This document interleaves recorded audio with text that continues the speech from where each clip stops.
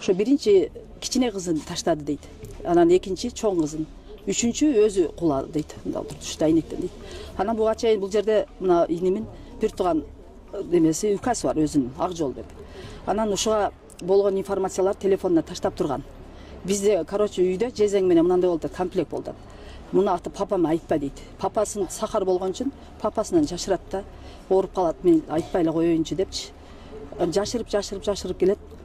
Ушул кичинекей иниси садикке жаш балдарды алып барган, жардам берейин деп бөбөгү менен эч жака чыга албайт. Анан бул садикке алып барып келип аткан болот иниси. Садикке барган болсо, үйдө ручкалары сыныптыр да, буларда уруш болуптур. Саат 12-де мен кызыма чалыптыр, негедир бир нерсе сөз айткысы келиптир да. Ушул жерде жалда жашайт мен эң улуу кызымчы. Анан кандай эже жакшысызбы дептир, ал кызым 93-жылгы айткан. Анан бул жакшы эмне дептир десе, анан берки мен эң кичинекей сиңдим Айзерек, булар экөө повар болуп иштейт. Биз жумуштабыз десе, макулландар дептир. Деп анан менен кийинки сиңдим Нуркан анын кызына Россияга чалат.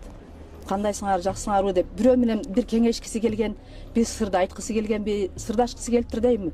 Анан эч ким мунун жүрөгүндө бир оюн таба албаган да. Анан оюна оюн батпай, ушул бага жашоонун керек.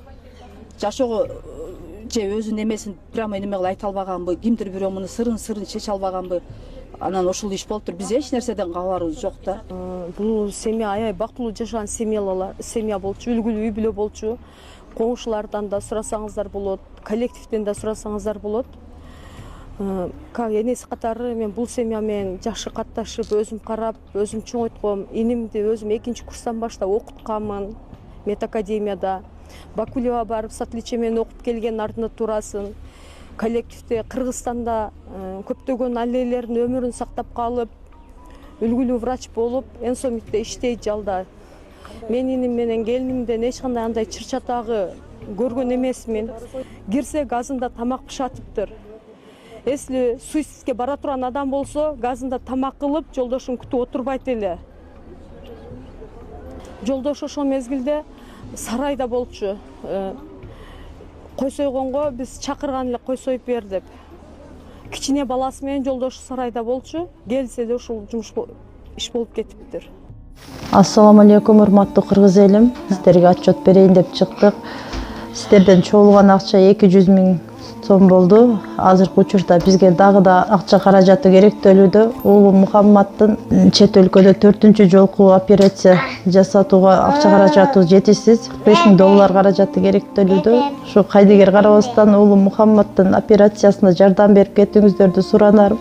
Бизден кайтпаса Алладан кайтсын.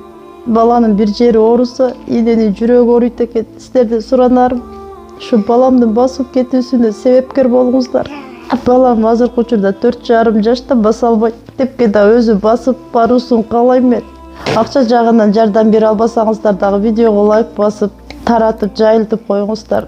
Кайрымдуулук кылам деген инсандарга М-банк өзүмө тиешелүү кымбат К деп чыгат.